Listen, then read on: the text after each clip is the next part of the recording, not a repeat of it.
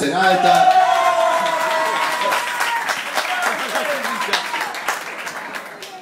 Ma, che bella serata.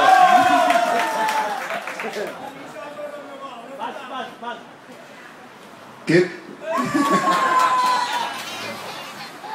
bella serata, che bella festa, che bella gente. Solo grazie a voi questa serata è speciale. È speciale perché ci sono i miei genitori, stupendi, e sono molto ma molto orgoglioso di loro. Grazie per avermi messo al mondo e farmi vivere momenti meravigliosi come questi. Per il vostro sostegno e non... spero che sia scritto.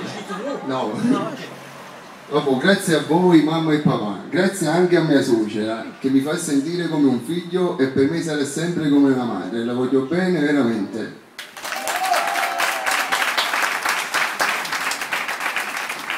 Però scusa mia cara suocera, stasera poi si sorda. Un grazie va anche alla mia seconda madre, Maria Neve, con sacrificio e amore non mi ha fatto mai mancare il suo affetto in tutto. Grazie ai miei fratelli Tiziano, Rossella e ai miei cognati Rosa, Elsa e Giovanna, mio cognato Gaetano e Francesco. E come non ringraziare te, Alfonso, più di un cognato sei come un fratello per me. Grazie a tutti i miei amici del Re Bingo, Serino, Natascia, Cristina, Davide e tutti quelli che sono presenti stasera. Noi siamo la cupola, ma non solo perché siamo una grande squadra, sia di lavoro ma soprattutto di fratellanza. Ora è arrivato il momento di ringraziare voi, bandiere al vento e braccia tese. Nessuno ferma il nostro